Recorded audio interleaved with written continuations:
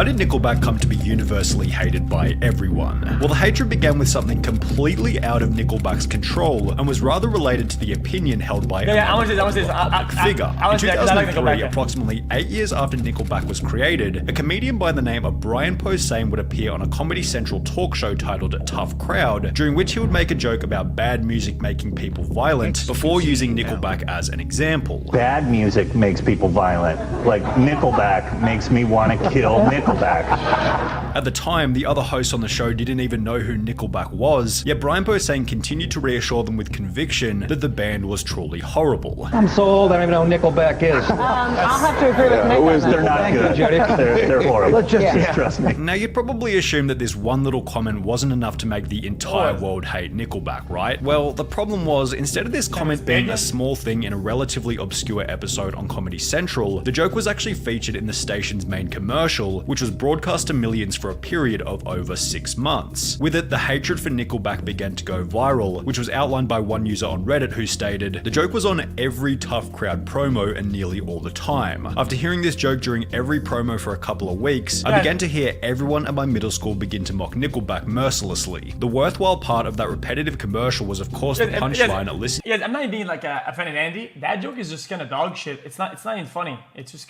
kind of lame. Listening to Nickelback makes me want to kill Nickelback. The whisper down the lane aspect of the joke telling allowed the origin to slowly disappear until even people unfamiliar with modern music knew there was something detestable about Nickelback. Internet meme culture would then facilitate the hatred in the late noughties and early 2010s. The only thing I want to hear right now is the sweet sound of this Nickelback CD cracking as I drive over it repeatedly. With articles such as the 14 most brutal Nickelback memes of all time, featuring bangers such as still a better band than Nickelback, parents surprise him with concert tickets, Nickelback, and due to a coal shortage, Santa will be giving all bad little boys and girls Nickelback CDs. Jeez, in addition to this, a company memes by the name of Labs would develop a Chrome extension by the name of Nickelblock, never see Nickelback on the internet again, and by 2012, even Adam Sandler was jumping in on the hate train with a tweet reading, "If a tree falls in the forest and no one is around to hear it, then have we found the perfect location for a Nickelback concert?" But it became kind of a trend and kind of, you know, cultural phenomenon. Yeah, it started to become sort of like almost a constant, and it hurt. What Mike Kroger seemed to imply in that clip was that much of the Nickelback hatred was spreading simply because other people hated Nickelback, and those other people who hated Nickelback hated them because someone else hated Nickelback before them. This whole phenomenon was outlined hilariously in a Channel 5 with Andrew Callahan episode. It's the same reason everybody hates Nickelback, because the internet says so. Yet this still feels like too simple. Bro, how do we find these snippets of clips that are just... Guys, I had to be like a woke age Andy or like a aware guys. I'm so woke, but that was pretty eye-opening a little bit. No, that dude, and I feel like we can find examples of this like almost every day, man. Because the internet says so. Yet this still feels. Andrew Tate. He's not rent. Guys, I promise that he's not rent free in my head. He's not rent free. Get out of there. Fuck. Get out of there. Because he's not rent free. Guys, I promise, guys. Everybody was in love. Everybody was on his side, and then the internet flipped, and everybody flipped. Feels like too simple of an explanation. Why did Brian Posehn choose to rip on Nickelback in the first place? Why didn't he choose a different band? Why was his conviction so strong that he attempted to convince the other hosts on the show of how bad Nickelback was? Well, perhaps it was because he was. Bro, go to YouTube and go to my VOD, the time that I debated and whatever, and go look at the chat replay in that VOD. It is this. I'm like 1v1 billion. Okay, I'm only against people in the call. Again, I'm against other people in their chats. I'm against my own chat. I'm like alone in there, man. I'm like 1v1 billion, dude. And now these days, like everybody is against him. It's like, oh yeah, man, yeah, no, we always hated him. Fuck off, man. Get a spine, bitch ass. What is that? Being forced to listen to them against his will. In 2002, just a year prior to Brian Posehn making his viral comment about Nickelback being terrible, the band's most famous song, How You Remind Me, was crowned as the most played radio song of 2002. Exactly. And by 2009, it was crowned as the most played radio song of the decade, having been spun on air over 1.2 million times. Just to give you an idea about how crazy that number is, in 2002, there was never a given second on American radio that How You Remind Me wasn't being played on any one station. In the United States, at the time that the album came out, they say that at any given second in those days, that song was in play. There was never a moment in that year when it wasn't playing. Perhaps rather than hating the band for the music itself, people were sick of Nickelback being shoved down their throats by radio stations throughout the 2000s. While these days we consume music by choosing what we want to listen to on YouTube or Spotify, that's what radio does, though. They just shove music down people's throats just based on numbers and analytics. It's just what they do, though. Nobody gets tired of it per se. That's how it is.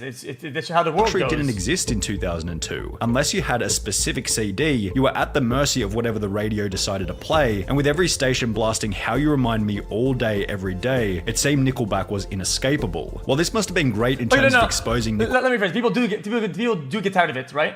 But it's rare that you'll see somebody go, oh, I'm tired of hearing this guy on the radio. It's for everybody. So why only them then? Back to the world, perhaps it went a little too far. Like How many of you guys have unfollowed an influencer or a harpoon. friend on Facebook because they post 50 different times per day? Or have you ever had a friend force you to watch a piece of media, whether it be a song, video, or movie, and because you didn't choose to watch it, it feels uncomfortable and you just want it to end? It seemed as though this is how the world felt during Nickelback's blow-up, as summarized beautifully in an article written about the band. The song became too big. It never stopped playing. It was everywhere. Its legacy is that it introduced people to Nickelback. In doing so, it became a signpost, a specific moment in time when you met the thing you hate. Now it's hated by association. Now, in order for the song to have been getting that much airtime in the first place, some people must have been enjoying it. Yet Mike Kroger would go on to state that much of the success they achieved as a result of the song would eventually turn into hatred. The time at which Nickelback began to suck started shortly after we started to sell millions and millions of albums. And everybody loves an underdog until they're no longer the underdog, and then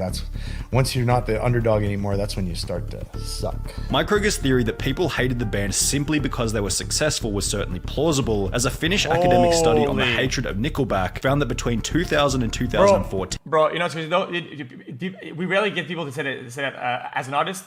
That's how I feel about rappers. Rappers is a massive fucking victim of that, man. I feel like rappers get fucked on by this daily. The more successful Nickelback got, the worse their reviews grew, which was supported by a user on Reddit who wrote, "The only reason that so many people seem to hate Nickelback is because of..." Last pause. I promise this is last pause. I promise this is last pause. Okay, I promise. I feel like it's like oh dude, we're making it out of the hood type thing, right? You know, like that meme. And whenever they make it out of the hood, it's almost like people are like, "Fuck, man!"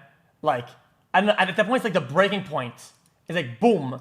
Now it's like the journey out, right, is the only thing that matters. Then you have people get mauled.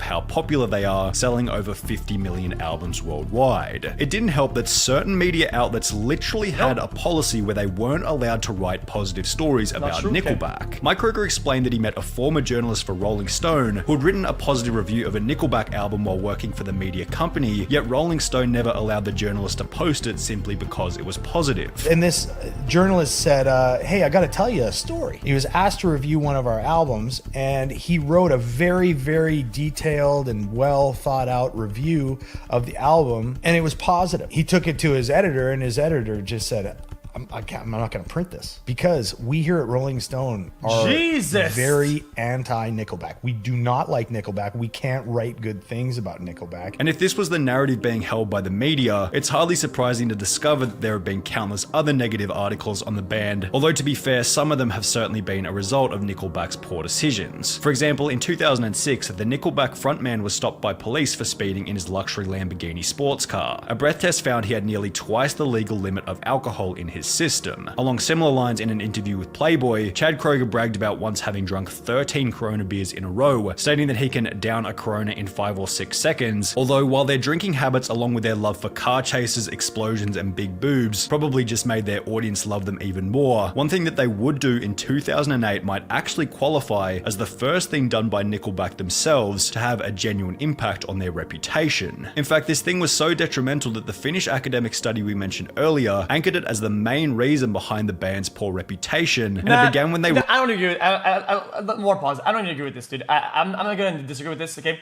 Because people don't like them, bad news are accelerated, okay? But think about it, dude. Some rappers, man, have killed people, and people are like, free them, free this guy, free that guy.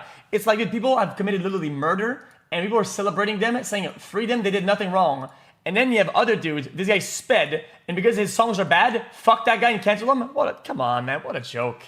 wrote a song by the name of Rockstar in 2005. 3 years after releasing the song, it was licensed to DFS Furniture for an advertisement, which was so terrible that it put a dent in the band's reputation. Nickelback's branding was, as mentioned previously, about metal, beers, and the same things Middle America likes. Therefore, licensing their music to a commercial that looked like this felt a little bit inauthentic. Now, we can probably all agree that it feels like a bit of a stretch to claim that Nickelback's worldwide hatred came about as a result of one relatively obscure furniture advertisement.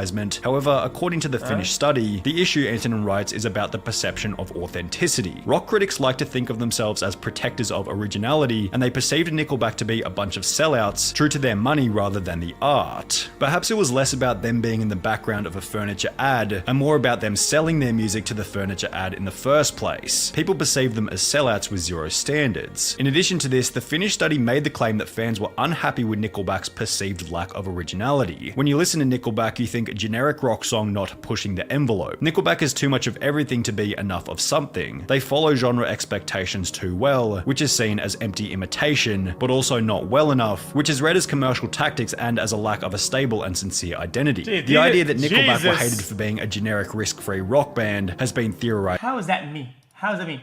How does that mean? Have you ever watched a stream Sober Brother? Everywhere on the internet. In a Reddit thread attempting to discover how the band became so hated, one user wrote, "People hate Nickelback because they represent the idea that a record label can take any band, no matter how bad, and make them popular. The label can use clever PR and good advertising to make loads of money off a band that is just mediocre. People don't hate the band nearly as much as they hate the idea that the band represents," which was followed by a reply reading, "They're a mediocre band that has experienced precisely zero musical growth and exists purely as a vehicle to print money for record labels. They knew they were a mediocre band, didn't care about musical growth, signed on knowing what the plan was, and had no problem with any of it. It doesn't even make sense to hate Nickelback for their music. It's not distinctive enough to be worthy of notice. It's carefully designed to be pointless and catchy. It's a product built to appeal to the lowest common denominator. It doesn't do anything wrong because it doesn't dare to take any risks." To put it simply, Redditors are so fucking... Redditors, dude, they're so insane, these people, man. It doesn't dare to take any risks. To put it simply, instead of Nickelback creating music that's risky and authentic to them, the band is perceived as having a reputation for putting out whatever music is guaranteed to appeal to the masses, yet it's hard to tell if this perception is even correct. Dude, people make confirmation biases like insane. People always... People think like they know after the fact. They're hindsight heralds. It's so weird. Bro. There's a Reddit post on my Reddit, okay, with a bunch of comments and a bunch of upvotes, okay, saying I fell off and all the reasons why, okay, all because the stream crashed, and the guy took a screenshot of the channel when the stream turned back on. What the fuck?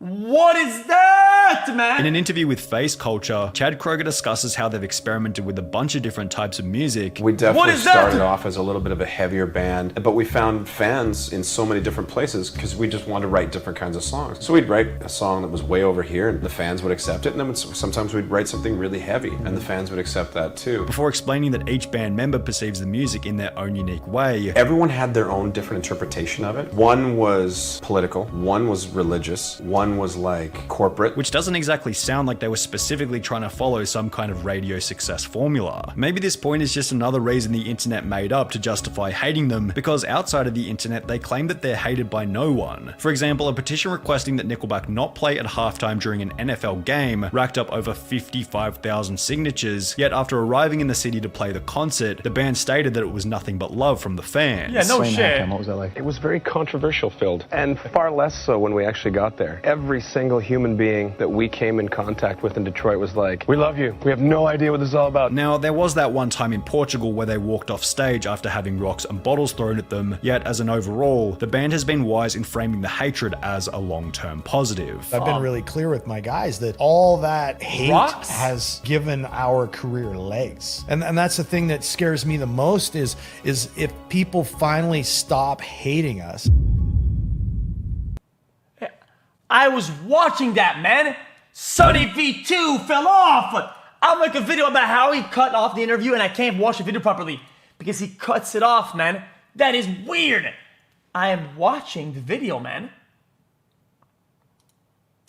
Jesus. Guys, they have good songs. Look at his photograph.